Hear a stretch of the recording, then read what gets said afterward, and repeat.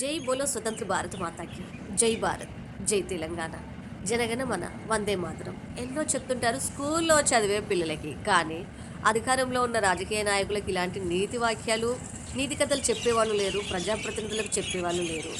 మన స్వాతంత్ర భారతదేశంలో, మన సొంత తెలంగాణ రాష్ట్రంలో తలదాచుకోవడానికి నీడలేక ఇలా బస్ షెల్టర్లలో మరీ నడి రోడ్డు మీద పడుకునే వాళ్ళు ఎంతోమంది ఉన్నా అడిగే రాజకీయ నాయకులు లేవు, ప్రతిపక్షాలు లేవు, ప్రజాప్రతినిధులు లేవు.